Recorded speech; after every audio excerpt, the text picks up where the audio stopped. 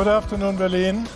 First of all, welcome to another exciting and high-caliber roundtable discussion. It's a great pleasure and honor for me to be an active part of GreenTech Festival and today's conference. My name is Silvio Conrad. I'm representing TÜV Nord, an international inspection, testing, and certification company. I'm responsible for the strategic segment energy and also coordinating group-wide activities around hydrogen strategy development and implementation. For me as an engineer and for my colleagues at TÜV Nord, the safe and secure operation of energy infrastructures and power plants, be it renewables, be it conventional or even nuclear ones, are very interesting, and so is today's topic of hydrogen, alternative fuels and new infrastructure systems, thrilling and challenging for us because it will show what the future is going to bring to us. I'm sure we could talk for hours about technical and technological aspects, about chances and risk of their use. Hydrogen, for sure, is taking over a key role in the transition towards decentralized, cross-section, sustainable energy systems. And hydrogen is a medium for energy storage and transportation, as we all know. But hydrogen will be the enabler for the use of green electricity in numerous applications, be it industry, be it energy, be it even agriculture, mobility, or heating. And from my perspective, hydrogen has not only the potential, but also the clear ability to disrupt and dramatically change the energy sector. However, today it's not just about engineering and technology. The main question is how we combine ecology, technology, and economics, how we make them applicable, implementable, and how we speed up in using hydrogen and alternative fuels in order to achieve the important goals of CO2 reduction and climate protections in the year to come. Germany aims to be climate neutral by 2045. 5 years earlier than expected, than originally planned. The government has increased the CO2 reduction target by 2030 from 55% to 65%. Industrial giants must reduce their CO2 emissions earlier and at much more dramatic rates. From my point of view, the discussion today should focus primarily on the question on how we in Germany and Europe and the world can manage to advance such technologies as hydrogen, alternative fuels, and new energy infrastructures, and how we are going to build functional markets and value chains for these things. But also other important aspects like acceptance, reliability, safety, and security of these new technologies and business models shall be covered. And we shall talk not only about the market ramp-up in the next 5 to 10 years, but also about the necessary regulation and funding, as well as the realistic expectation of the market players and the public. Please welcome the panelists. We're going to start now. Thank you.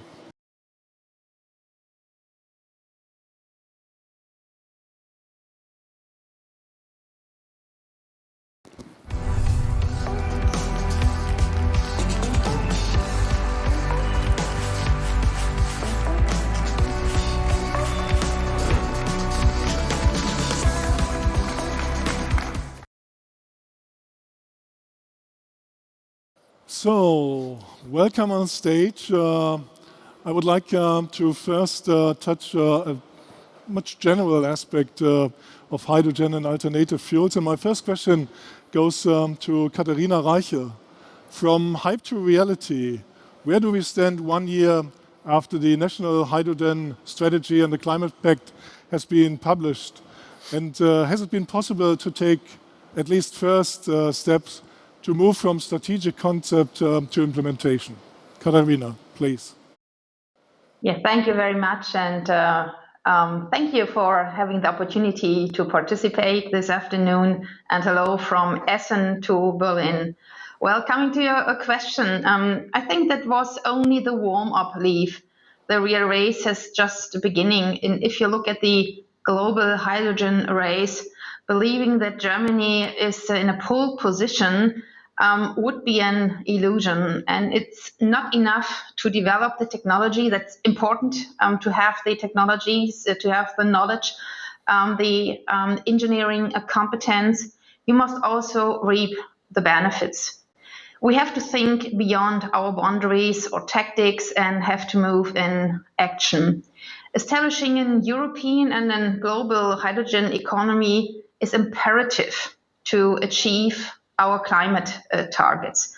That was true a couple of years ago, but now having the more even ambitious targets in the EU and in Germany, hydrogen is not a maybe anymore. It became a must.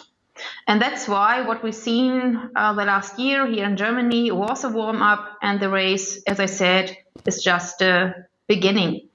The roadmap for the coming legislature, I think it has to be even more ambitious. We have to set the ETS, so the certification trading, CO2 certification trading, new. I think when it comes to a market system, the CO2 price has to be an important and maybe a single signal. We have to have adequate funding of hydrogen and hydrogen projects. We have to have further reforms on the energy taxes and levies, and we have to create markets for hydrogen-based products, maybe by supporting system like carbon contract for difference or quotas. And we have to develop the necessary infrastructure for grids, for the hydrogen stations, for pipeline, for harbors, and so on. So there's a lot to do. Other countries won't wait for us. I think the conditions and the economy we have here, the knowledge in universities and our companies, that's great. But really, we have to have the right political framework to get action. Okay, thank you, Katharina. Talking about first steps and moving to implementation, my next question goes to Jörg Singer. He is the chairman of Aquaventus, as we heard, and also the mayor of Helgoland. What is so fascinating in producing green hydrogen in the North Sea? Can you tell us a bit more about this specific implementation step? Yes, hello and moin. It's a pleasure to be here on the stage. I come from a tiny island in the middle of the North Sea, and 15 years ago we started to learn that offshore wind will be a huge pillar of the future of our energy system in Germany. And last year we developed an idea which was worth 1 million. So we wanted to produce 1 million of green hydrogen, because on the sea you have a lot of wind, you had a lot of space still. Europe could develop 300 gigawatt of offshore wind and hydrogen, and therefore we developed a big family with 60 huge large corporations in Europe, and we have a plan to, if you see that Germany right now consumes 2 million tons of hydrogen, Aquaventus can provide 50% of it today. So it's a huge amount. Or the harbor of Hamburg, for example, we could supply 3 or 4 of these harbors, and therefore it's an offer for Germany, and it's very exciting for the companies who are among that team and develop that roadmap the next years. Okay, thanks, Jörg. Thomas Heim, we heard a lot about various ambitious CO2 reduction targets towards 2030. It needs to be reduced by 65%. From Wiesmann's perspective, what does it take to get there? I mean, thank you very much, Silvia, for the question, and I could probably elaborate for the next half an hour only on that question. Nevertheless, as that's an introductory statement, I'll keep it rather short. I mean, we actually at Wiesmann, we are very much inspired and motivated by the purpose that we've given ourselves, which is creating living spaces for generations to come, right? And one extremely important living space is actually buildings. right? Because I mean, we spend a lot of time in buildings, and we see that buildings serve for billions of people as shelter, as homes, and places of recreation, right? And on the other hand side, being aware of that, we also need to understand that buildings, for example, only in Germany, account for roughly 1/3 of the entire energy consumption. And if we add process heat to that, we come to more than 50% of Germany's energy consumption. And having that in mind, it's obvious that the building sector as such needs to play a crucial role in our path towards climate neutrality. And the good news is we do have technologies available, yet it's important that relating to a completely a heterogeneous building stock that we're seeing in Germany nowadays, with 70% of all buildings being older than 1979, we do make use of all of the technologies available. And here hydrogen can, should, and will play actually an important role to achieve our ambitious climate goals. Okay. Hydrogen as energy transformation is a very complex thing that we all know and understand. My question goes to Joschka Fischer. Talking about energy transformation, new infrastructures and alternative fuels and hydrogen, which geopolitical opportunities and challenges do you see coming up for Germany and Europe? Well, I think since the Agreement of Paris was adopted, the world has changed. In the aftermath of the Paris Agreement, national decisions were made, and not only in an abstract dimension with precise timescale.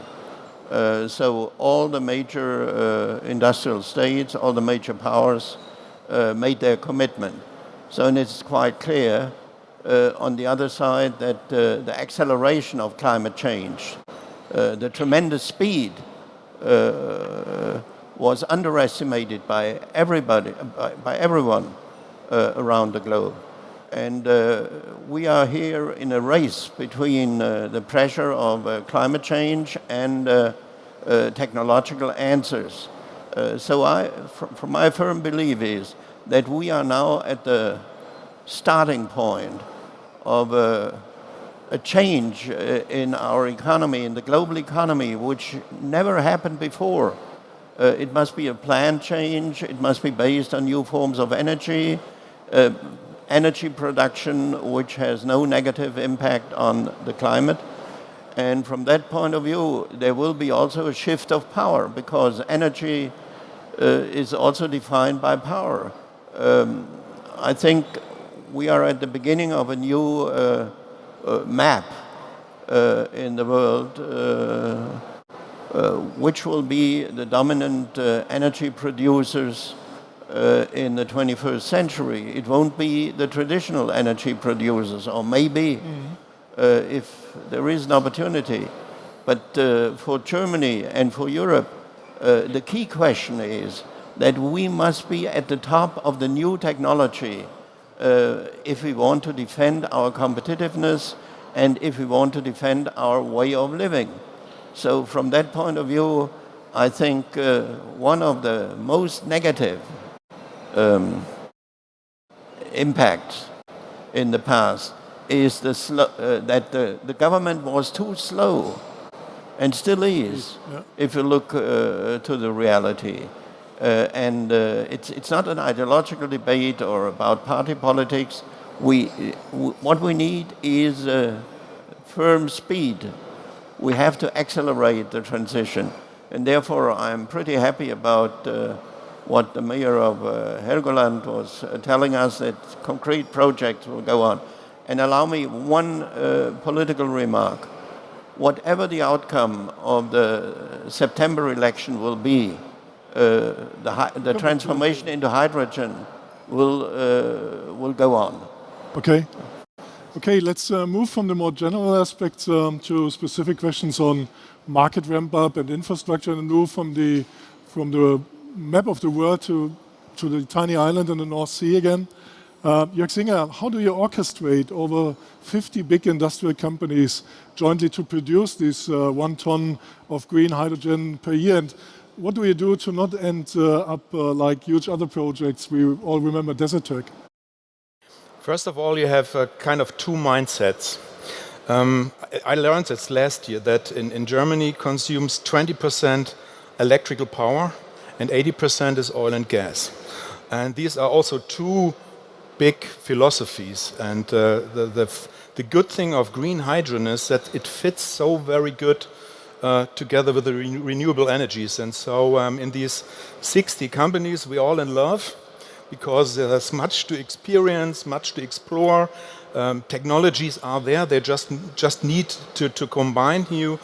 But if the competitiveness will rises, then we have to stick together as a family, I think. And my credo is that we keep that spirit, that we keep the spirit that if we do something as a whole together, it's the output or the profit or the benefit for the society is bigger than the profit for everyone who is in that family. And I think we saw big projects like Desertec, for example, and I think that's one important thing, that we have to serve the society, not only the profit of the one company. Okay.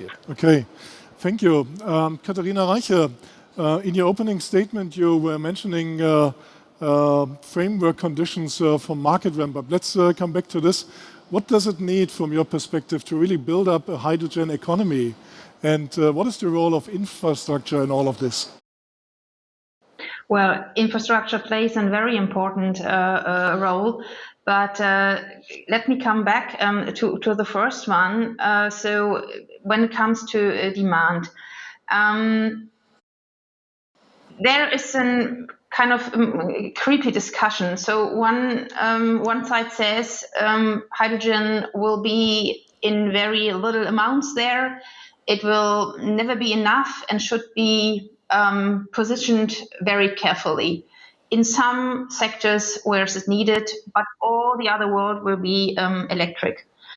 And I think this perspective on the market, on the energy needs we have as an industrial society would jump too short.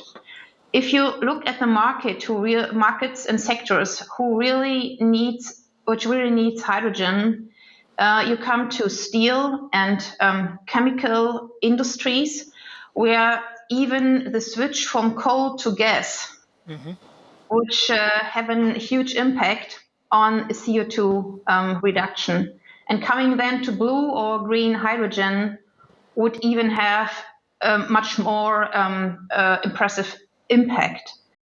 And these two sectors will then be followed by transportation, heavy duty ships or airplanes. And then we come, the colleague from Fissmann said this, the building sector.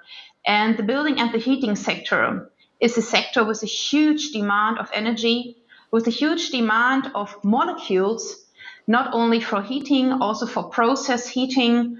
And that's why I see here a huge demand coming up.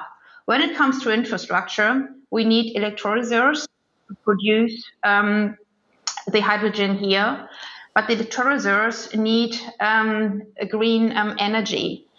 And I was astonished that the last legislature, the ramp up for building more renewable capacity in Germany slowed down. What we really need is a ramp up. What we really need is more installation of PV, of offshore or onshore wind power. Here we have to become much more successful.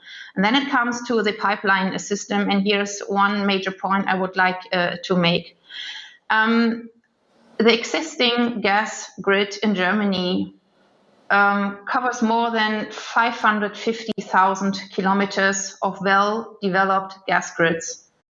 And what politics should keep in mind is that we don't have to build everything new, that we can use the existing gas grid to shape it and to fill it step by step with hydrogen. Yes, we need some components which have to be in the long way to be replaced, but not the whole system. And that was one point in a political debate over the last couple of weeks. I couldn't really understand what politics discussed there, because I heard all the time, we have to build everything new, we can't use the existing grid. It would be much, much more effective to have a regulation for both gas and hydrogen grids, or to think about hydrogen as well as regulating asset like methane. So that might be the first. Thank you, Katharina. Let's get back to the sleeping giant, the building sector. Katharina mentioned it again. Thomas from Wiesmann, when it comes to possibilities of CO2 reduction in this segment, what does it really take to wake up the sleeping giant? I mean, actually, Katharina, I appreciate a lot your statement. It seems as we had aligned on that previously, but actually we didn't. But I couldn't agree more. Because at the end of the day, I mean, the more than 500,000 kilometers, more than 500,000 of kilometers of gas grid that does exist, that's a huge economic asset that we do have and that we need to use continuously in the future as well. And if you look at the building sector, so why is the building sector being called the sleeping giant? I mean, the renovation rate of the buildings historically has been very low, right? It's only 1% per year, the energetic renovation. And if we do look at the substitution and the renovation of heating devices, it's actually only 3% per year, right? So that is apparently a relatively slow speed. Now, we have been seeing actually with the climate incentive scheme that the government has launched beginning of last year, the number of replacements has significantly picked up, right? There were 280,000 requirements and requests for taking part into those incentive schemes. So that shows you can stimulate that sleeping giant, right? And you can speed up the transformation. What we then apparently do need is the technology to provide the right solutions for each type of buildings. And here the good news truly is that technology is basically available. It's clear heat pumps will play a major role in that transition as well, right? Nowadays, we do have 1 million heat pumps installed in the German market, and we truly believe we can increase that by 2030 to roughly 4 million units, right? Okay. So 4 times as much as today. However, looking at the reality in the buildings, for many of the buildings, we will need hydrogen, right, in order to reduce the CO2 emissions. And the great thing is, already by now, the existing heating devices can use up to 20% of hydrogen in their combustion process, so blending hydrogen. And then, on the other hand side, by 2025, I would say almost as an industry, are committed to deliver 100% ready devices. And probably one element to add, I very recently participated in a panel where also John Lücke, the CEO of Nel, the Norwegian hydrogen company, participated, and he outlined very clearly what they need is a stable frame and a continuous and stable demand for hydrogen in order to really ramp up their capacities and reach fixed cost degression on the cost of the production of green hydrogen. And the heating sector is a beautiful area, actually, where such stable demand can be provided. Okay, thanks, Thomas. Back to infrastructure and back to Joschka. Energy infrastructure, how can this be advanced more sufficiently? From your experience, how could policies contribute? Well, allow me to refer to the debate before, because there is an important element. We are talking about technology, we are talking about infrastructure. We are not talking about the social impact of this transition. And we made the experience that especially in big cities, Berlin is an extremely good example, but you will see the same in Munich and wherever you go in Germany, Hamburg, the Rhine area, everywhere. There is a bitter debate about the price of a square meter which will be rented. And the impact of the environmental reforms on the price plays a crucial role for the acceptance So it's in the direction not of the private sector, but for the public budget. We shouldn't make the same mistake twice. It's quite clear that this will also have a heavy impact on the public resources. Otherwise, we will get a huge problem in the big cities in this country. Okay. That's my remark.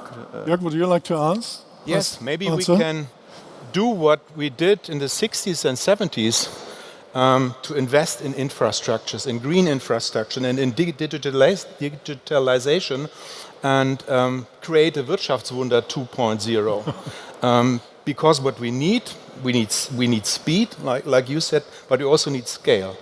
And if we do it high scale, then we maybe don't get these problems that we get social problems in the big cities.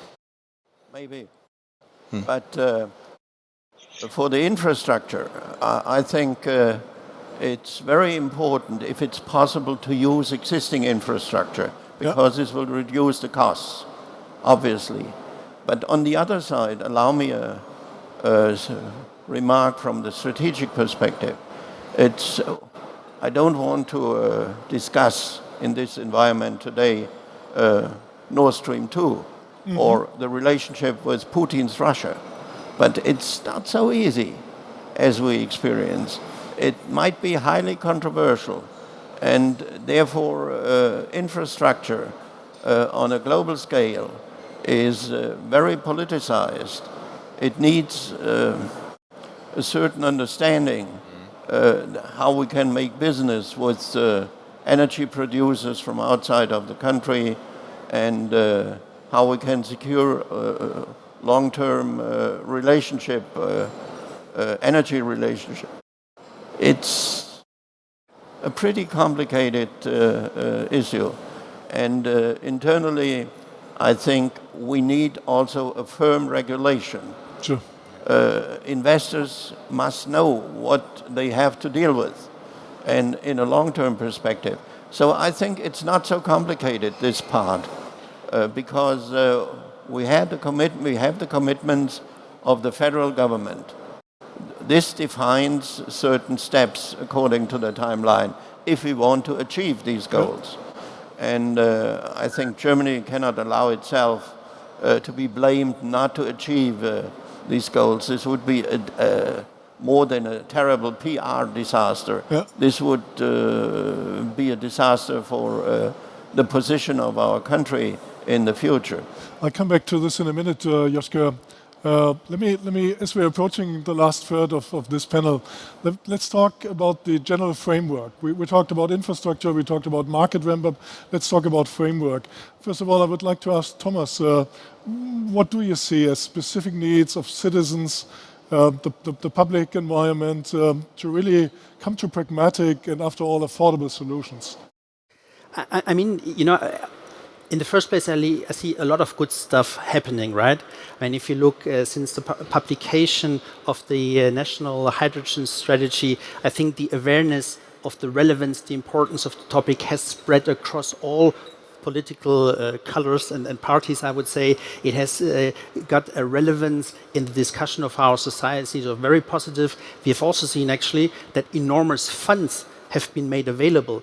But now we get a bit to the critical part of it, right? We've also seen that there's more money as execution at the very moment, and that you actually, in private business, you very rarely see. So we need to ask ourselves, why is that? And one key element is that, from my point of view, at the very moment, we are still a bit too complicated, you know, in making those funds accessible, right? It's often tailored to big, huge, cross-national, European-wide projects that limit the participation to only relatively few companies, right? I think we need to be aware that the backbone of our industry and economy in Germany is the small and mid-sized company. So we have to make it easy for them to bring in their innovativeness and their creativity, and in order to access those funds. So that is of fundamental importance. And then I also believe, I mean, from talking and discussing, which we are, by the way, also doing here on that panel, right, into doing and executing, that is the key point. And here also regulatory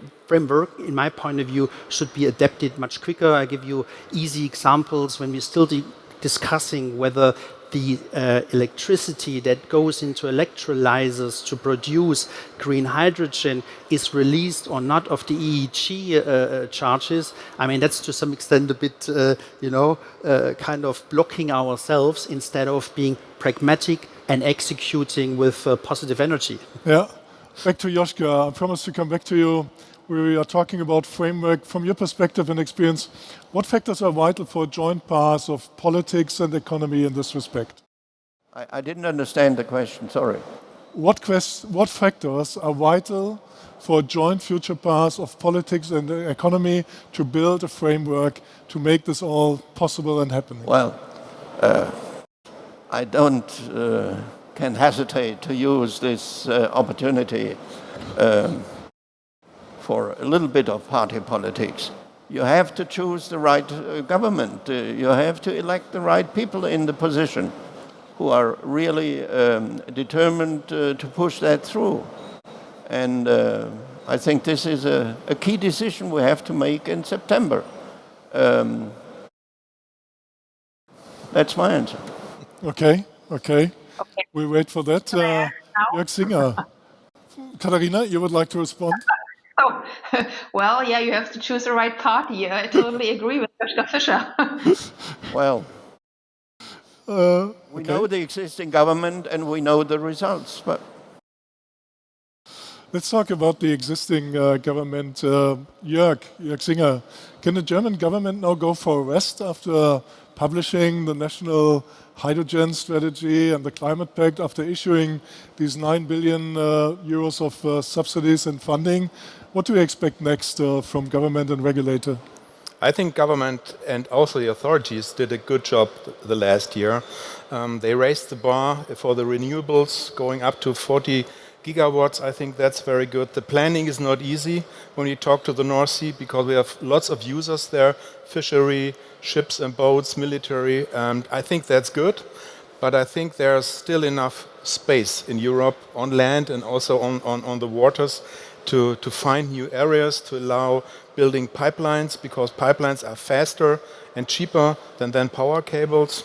And I think it's good when the politicians help that the new markets can work under not much regulated conditions. And I hope that when the market is there, that politics steps back and to leave it to the market and not decide what should we do with that kind of energy, or are we allowed to fly to an island in the Mediterranean Sea.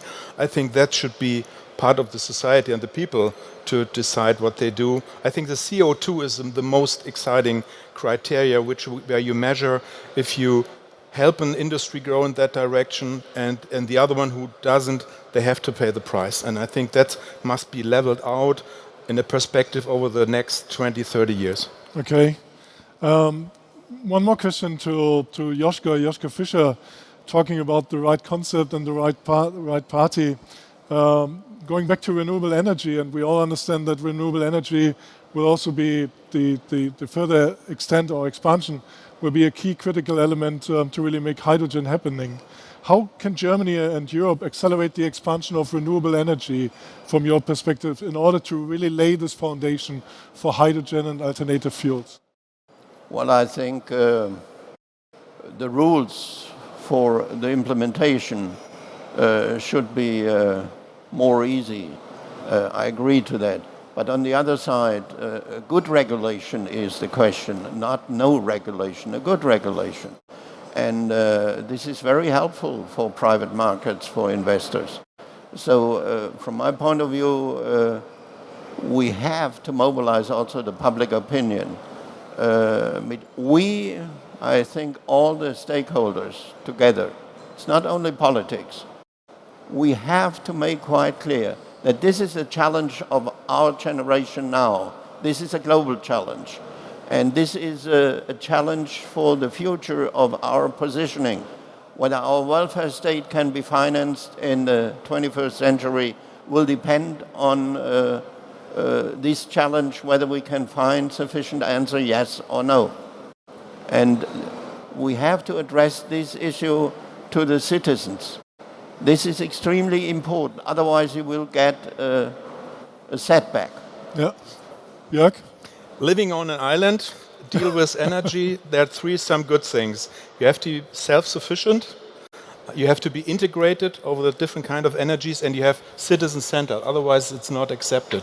And if I have a wish that we come together as Europe, because Europe is an island too, maybe this philosophy also works for Europe, because we have that space. And before we go to other countries, I would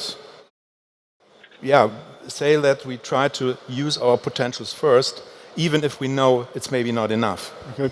Thomas, you wanted to add? Absolutely. I'd like to build on what Joschka also said.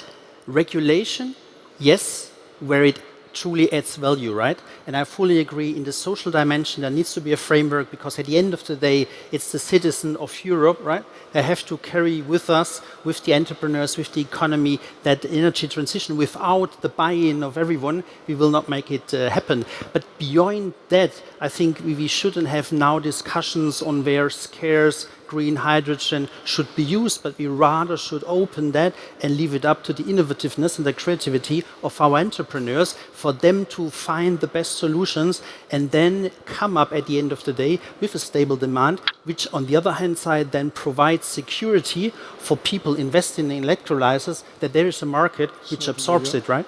Okay. Allow me one sentence about Europe. I think at the moment, with the reconstruction plan of the EU, which is not small money, by the way, there is a huge opportunity. If this money will be invested in the future infrastructure, in the future of our of climate protection, in the whole variety of challenges we are facing, this is a huge opportunity for Europe that we are moving forward. Speed is an important element, but this is not only for Northern Europe, but it is a huge opportunity also for the southern parts of Europe, and there are also huge opportunities for the discussion we just had. Thanks, Joschka. Katharina, key elements of successful energy transition. We heard speed, acceptance, we heard security. Would you like to complement, to add on this? Yeah, I would like to add something. First of all, we have the really the unique situation that all over the world, hydrogen is highly supported by politics, governments, industries, and also society. That's true for Europe, that's true for Germany and France and Italy, it's true for America, it's true for Australia, Japan, name it. So we should use this moment, this momentum, and to act. Second, Jörg Signer said we need market signals. Yes, we need market signals, and the best would be significant CO2 price. So we have to go over the emission trading system in Europe. I would prefer if we would not have an extra national emission trading system, but to convert it step by step towards the European emission trading system with a clear CO2 signal. Then we should really end to think in black and whites. I think it's not a battery or a fuel cell solution for mobility. It will be both, but for different sectors. Cars probably with batteries, but the heavy-duty trucks and ships, they will use hydrogen. And there, if it comes to the heating market, it's not heat pumps or hydrogen. It will be both. So no black and white anymore. And third of all, the hydrogen is not an endeavor for lone wolves. It is team effort, and there come a strategic or a geological strategic view Joschka Fischer mentioned. We need new partnerships, and that is a chance to create new partnerships all over the world, also with countries we don't have in mind so far that we can cooperate when it comes to hydrogen import or derivatives of them. And fourth of all, I hope that we keep the momentum as a positive impact hydrogen has right now in society and politics. One major economic factor is, for instance, the high electricity price in Germany. We have, I think, suitable support in CAPEX. We have funding system. You were right, Thomas, when you said it could be more easy for a small and medium-sized company to get the funds, but money is there. But when it comes to OPEX costs, the electricity price in Germany is too high. And so I think our feed-in tariff system should be think of if the system we have right now, which causes then high prices, is still a good solution. I don't think so. Here are first ideas on the table. And surprisingly, not only from the Greens, what I really appreciate, but also from other parties. So dealing with the high electricity prices will be one of the major tasks the next government has. Thank you, Katharina. The next government, we know it's an election year. We will not speculate about the outcome, but Katharina opened the last round of questions. What is the first thing a new government in Germany must tackle after the election? Joschka, would you like to answer? Well, I think it's quite clear.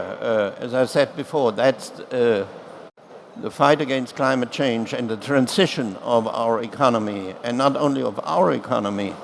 We are leading industrial economy still. Small size of the population compared with China and the US and other giants, but economically still and technologically still a factor. I think this is the major challenge, and the next government has to address that. It's not only about protecting the climate, it's not only about the environment, it's also about the future of our country. Okay. Our welfare state, we experience that in the present crisis. It must be financed. And the majority of the Germans, wherever they will vote for, they appreciate it. But this must be earned on the world markets. This must be earned with modern technology. This must be earned with a leading position in addressing these big, huge challenge. Okay. Thomas, your perspective on this? When starting this panel, I mentioned actually the purpose that we've given ourselves at Fissmann. We create living spaces for generations to come. And that purpose actually ties together the entire 12,700 global Fissmann family members, right? And I believe in our society and politics being part of that, we need a similar definition of why we are doing that in order to take the people with us on that path to climate neutrality. So explaining better the purpose behind it and not being so technical when we speak about that transformation, because at the end of the day, it requires to change individual behavior, and individual behavior you only change when the why is well explained. Thanks. Jörg, in brief? What I see, it's maybe boring and it does cost nothing. I think we need, and I just have a little administration, but administrations in Germany, they have to speed up to make the thing happen, because we need faster learning curves, a combination administration with the industry, because I think the politics had said what they want. Now we have to execute it on different levels. Thank you. Thank you. Dear panelists, thank you very much for your participation. Thank you very much for your contribution, the ideas, the insight, the comments.